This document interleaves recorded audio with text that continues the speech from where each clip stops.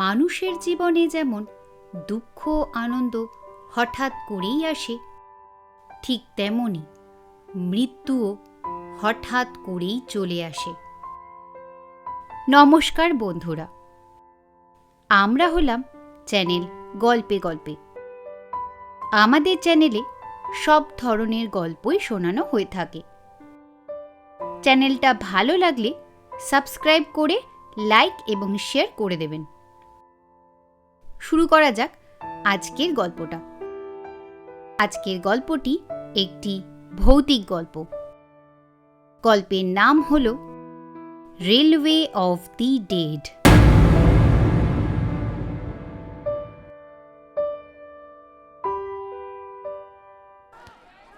বুঝলি ভাই অম্লান, একটা প্ল্যান আছে। কি প্ল্যান রে?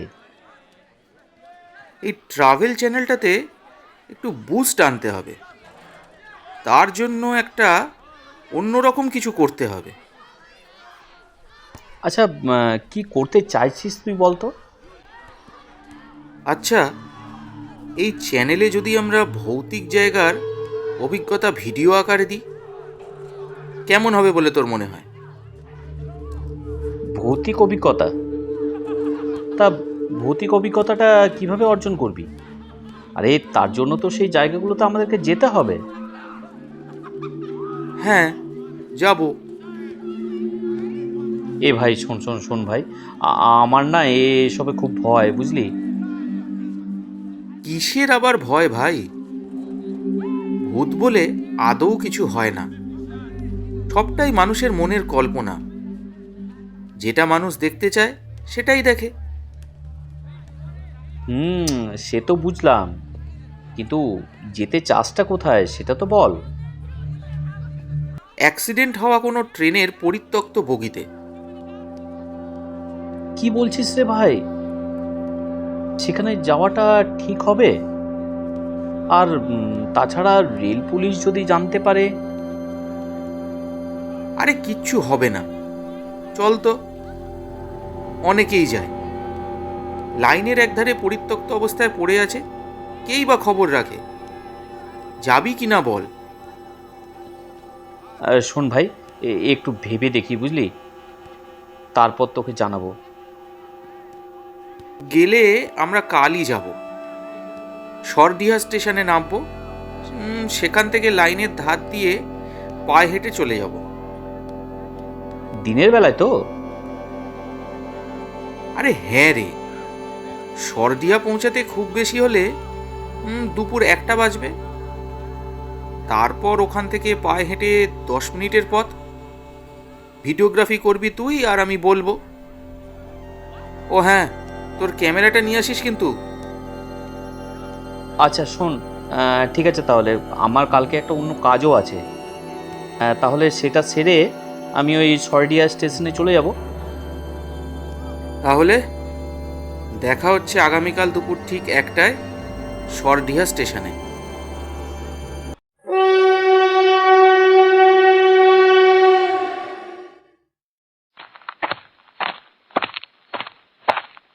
উফ, 2টো বেজে গেল।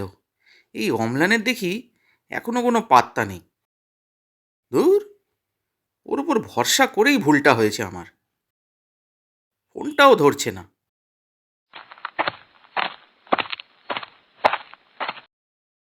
আরে ভাই সৌগত, সরি সরি সরি ভাই, কিচ্ছু মনে করিস না। সরি ভাই, খুব দেরি হয়ে গেল।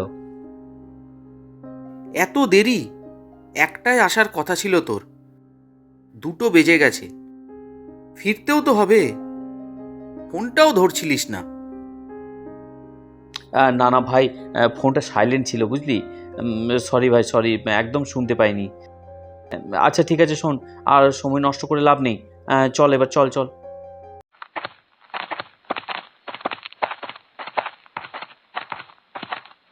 নমস্কার বন্ধুরা, আজ আমরা এসে গেছি অ্যাক্সিডেন্ট হওয়া সেই ট্রেনের পরিত্যক্ত বগিতে। আপনারা দেখতেই পাচ্ছেন বগিটা পড়ে আছে এইখানে। আশপাশটা পুরোপুরি শুনশান। আমরা এই মুহূর্তে আছি সরডিহা স্টেশন থেকে ঠিক 2 কিলোমিটার দূরত্বে। শোনা যায় এখানে নাকি আজও মৃত আত্মাদের কান্নার শব্দ শোনা যায়। চলুন বগির ভেতরে গিয়ে দেখা যাক, আপনাদেরকেও দেখাবো, আসুন।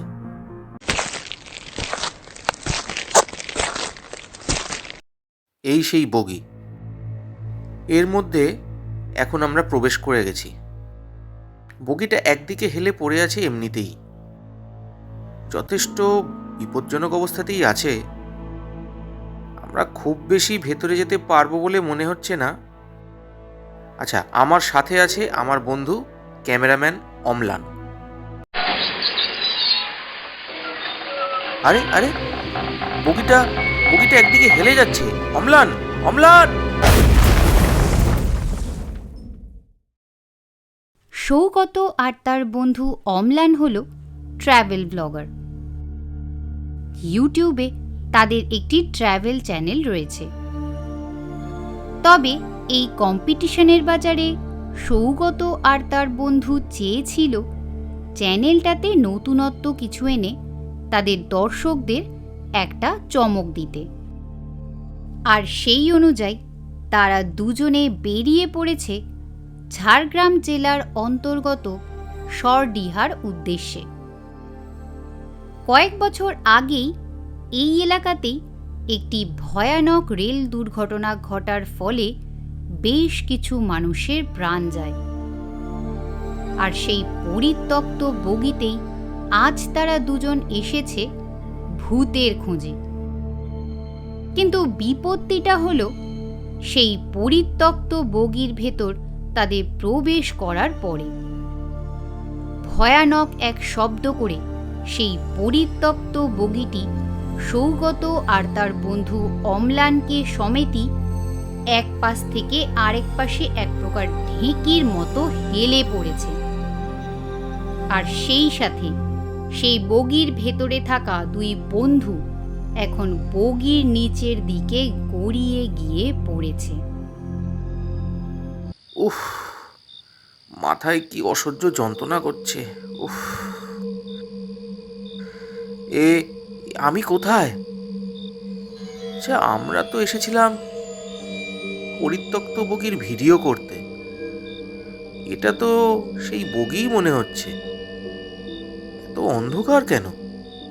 বাইরে কি সন্ধে হয়ে গেছে?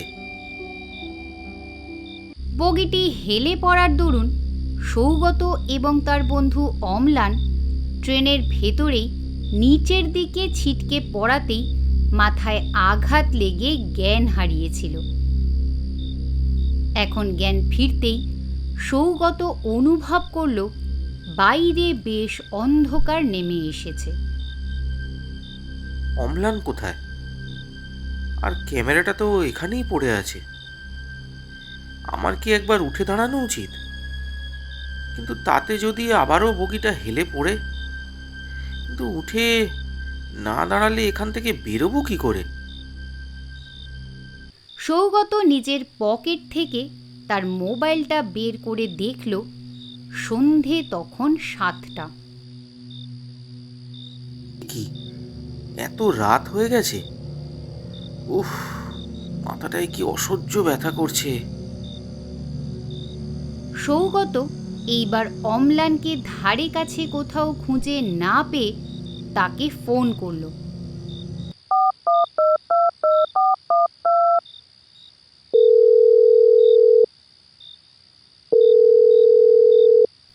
কিন্তু ফোন রিং হয়ে গেলেও কেউ তার ফোন ধরল না। এই ছেলেটার না এই এক রোগ, ফোন সাইলেন্ট করে রাখবে আর দরকারি ফোনগুলো রিসিভ করবে না। কিন্তু ওকে খুঁজে পাওয়াটাও প্রয়োজন। ওর ক্যামেরাটা তো এখানেই রয়েছে। সৌগত সেই পরিত্যক্ত রেলবগির মেঝেতে তখনও বসেই ছিল। চতুর্দিক অন্ধকার হলেও বাইরে থেকে আসা ক্ষীণ আলোয় তার দৃষ্টি স্পষ্ট হচ্ছিল। এমন সময় সৌগত খেয়াল করল একটি 9-10 বছরের বাচ্চা মেয়ে একটি হালকা গোলাপি রঙের ফ্রক পরে তার সামনে দিয়ে চলে গেল। সৌগত বেশ চমকে উঠল। কে কে কে? সৌগত এইবার উঠে দাঁড়ালো আর সেই ফ্রক পরা মেয়েটিকে অনুসরণ করতে লাগলো।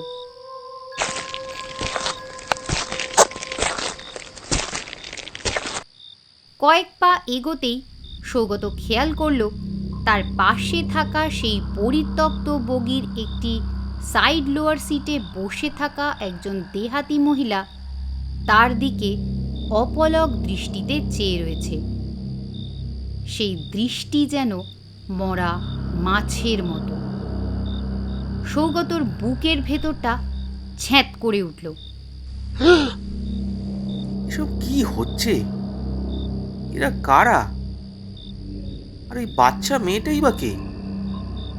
আর এই বয়স্ক দেহাতি মহিলাই বা এখানে কি করছে? অম্লানই বা কোথায় গেল? সৌগত এই সবই ভাবছিল দাঁড়িয়ে দাঁড়িয়ে। এমন সময় তার চটকা ভাঙল কিছু মানুষের গুঞ্জনে।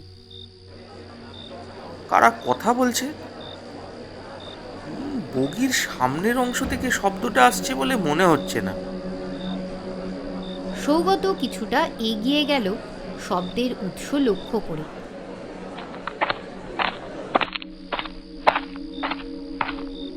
সেদিকে পৌঁছতেই সৌগত বেশ অবাক হয়ে গেল।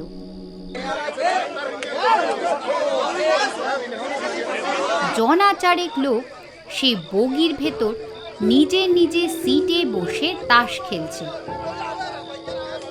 বগির ভেতর বাইরে থেকে আসা হালকা আলোতেও প্রায় অন্ধকারাচ্ছন্ন হওয়ার দরুন সৌগতকে তারা খেয়াল করল না।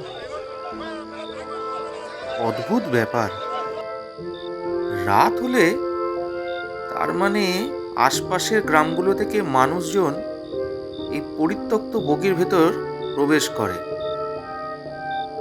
আর যে যার মতো সময় কাটায়। আর এরাই নিশ্চয়ই ভূতের রটনাটা রটিয়ে রেখেছে, যাতে বাইরে থেকে কেউ এসে এদের এই কাজগুলোতে বাধা না তৈরি করতে পারে। ঠিক আছে, আমার যা জানার জানা হয়ে গেছে। অম্লানকেও তো খুঁজে পেলাম না। সে নিশ্চয়ই আমার আগে জ্ঞান ফিরতেই এখান থেকে চম্পট দিয়েছে। যা ভীতু ছেলে। আর তাড়াহুড়োর মাথায় নিজের ক্যামেরাটা নিয়ে যেতে ভুলে গেছে। সৌগত এইবার সেই পরিত্যক্ত বগির নিচের দিকে হেলে থাকা দরজাটার দিকে গেল।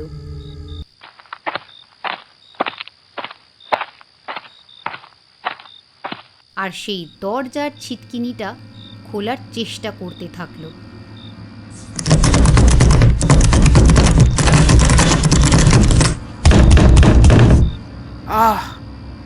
ইস, হাতটা কেটে গেল। সেই জং ধরা ছিটকিনি খোলার চেষ্টায় সৌগতর হাত কেটে রক্ত পড়তে থাকলো। উফ, একে তো মাথায় ব্যথা করছে, তার উপর হাতটাও এখন কেটে গেল, রক্ত পড়ছে। ধুর, এখানে আসাটাই আমার ভুল সিদ্ধান্ত ছিল। এখন কি যে করি? যে দরজা দিয়ে ঢুকেছিলাম সেই দরজা তো বগির ওপরের দিকে রয়ে গেছে। এইসবই ভাবতে ভাবতে সৌগত নিজের পকেট থেকে রুমালটা বের করে হাতে রক্তটা মুছতে থাকলো আর বগির দরজার উল্টো দিকে থাকা ট্যাপটা অন করতে চেষ্টা করলো। জানি ট্যাপ থেকে জল পড়ার সম্ভাবনা নেই, কিন্তু ট্যাপগুলো এতদিন পড়ে আছে, ঠিক আছে নাকি পুরোপুরি নষ্ট হয়ে গেছে সেটাই দেখার জন্য খুললাম। ট্যাপগুলো শক্ত হয়ে গেছে, ঘোরানোও যাচ্ছে না প্রায়। এই বলে সৌগত সেখান থেকে বগির ভেতরে প্রবেশ করতে চেষ্টা করল।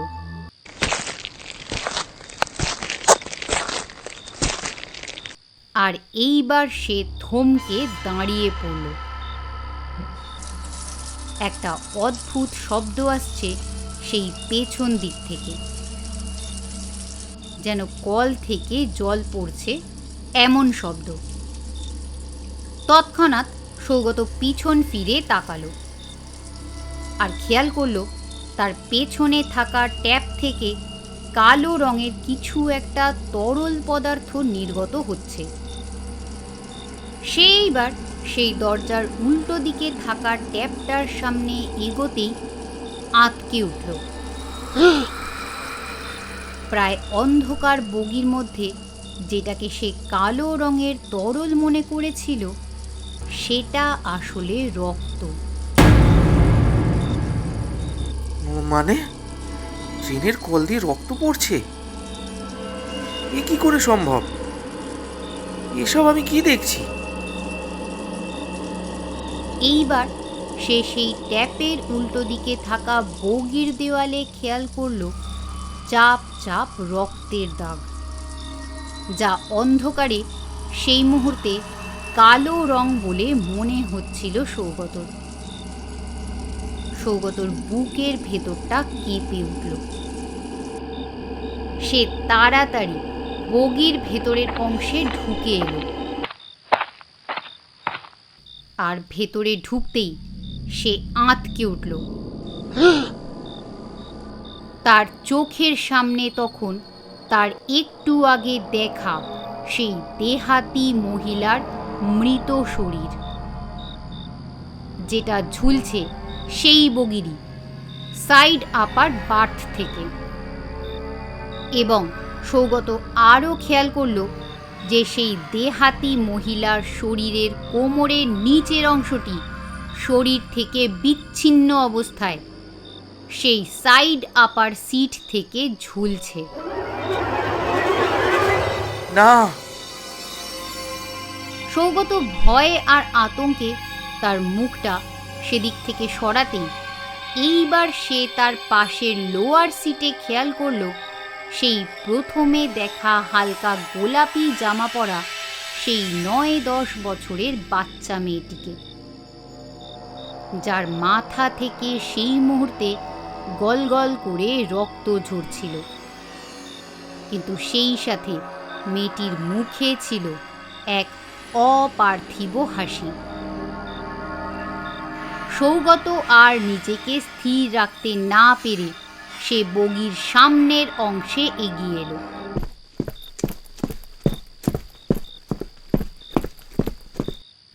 আর আরও বীভৎস দৃশ্য এইবার তার একেবারে চোখের সামনে ছিল।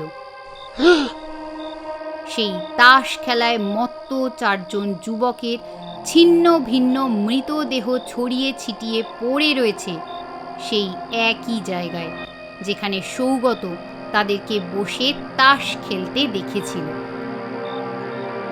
না! এসব কি হচ্ছে? এসব আমি কি দেখছি? এরা কারা? তবে কি এরা সেই অ্যাক্সিডেন্টে মৃত ব্যক্তিদের অতৃপ্ত আত্মা? সৌগত আরও কিছুটা এগিয়ে গেল, আর এখন তার চোখের সামনে পড়েছিল আরও বীভৎস কিছু দৃশ্য।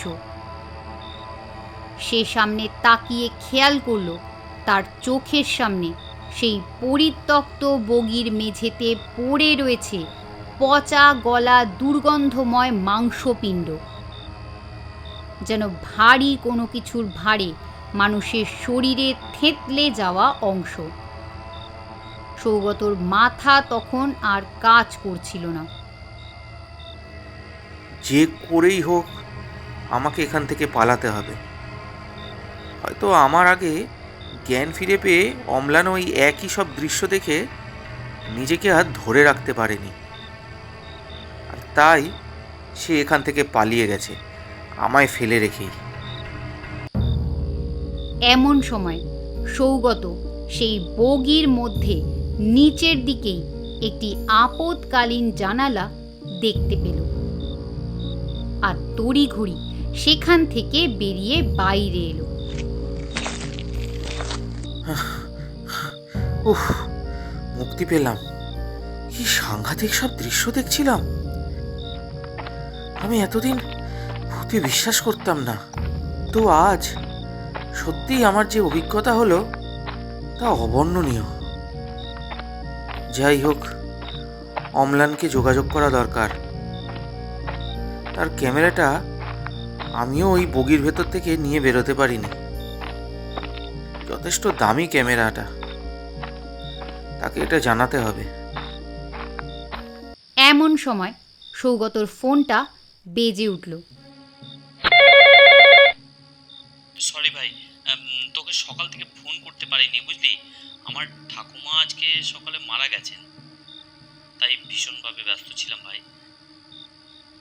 বিকেলে তোকে ফোন করলাম বেশ কয়েকবার, কিন্তু ফোন লাগলো না। যাই হোক, সরি ভাই, সরি, তোর সাথে যেতে পারলাম না। আমার ক্যামেরাটা তো তুই নিয়ে গিয়েছিলিস না? আশা করি তুই ভালোই ভিডিও বানিয়েছিস। এইবার যেতে পারিনি তো কি হয়েছে, পরের বার আমি 100% যাবো তোর সাথে, একদম কথা দিলাম। হ্যালো হ্যালো হ্যালো, শুনতে পাচ্ছিস সৌগত? হ্যালো হ্যালো সৌগত, শুনতে পাচ্ছিস? সৌগতর পা দুটো টলছিল। তার হাত থেকে তার ফোনটা রেল লাইনের পাথরের ওপর পড়ে গেল। না, এ কি করে হয়? অম্লান বলছে ও আসতে পারেনি, অথচ আজ সরদিয়া স্টেশনে। তবে সেটা কে ছিল? অম্লানের রূপ ধরে কে এসেছিল, যে আমার সাথে ওই পরিত্যক্ত বগির ভেতরে গেছিল? তবে সে কে?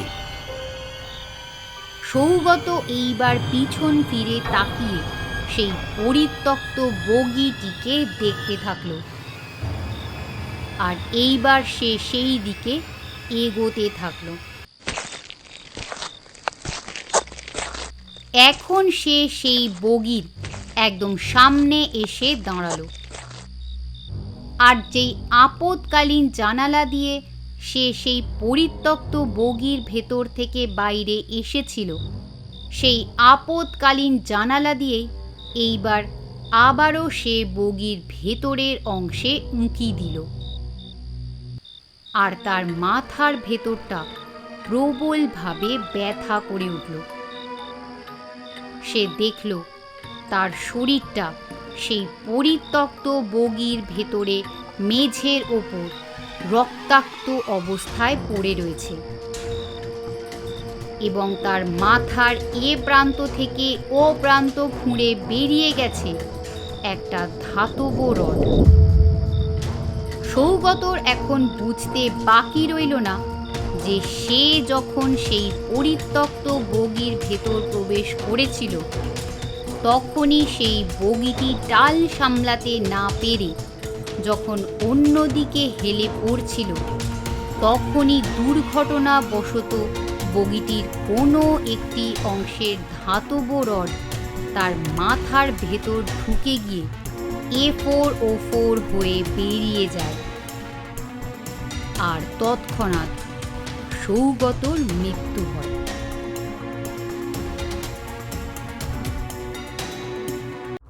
আমাদের মৃত্যু কখন আসবে তা আমরা কেউ জানি না। যদিও মৃত্যুর ভয়তে হাতে হাত গুটিয়ে বসে তো আর থাকা যায় না। গল্পটা কেমন লাগলো নিচের কমেন্ট বক্সে জানাতে ভুলবেন না। আরও এরকম গল্প শুনতে সাবস্ক্রাইব করুন আমাদের চ্যানেলটাকে। সকলে ভালো থাকবেন, সুস্থ থাকবেন। নমস্কার।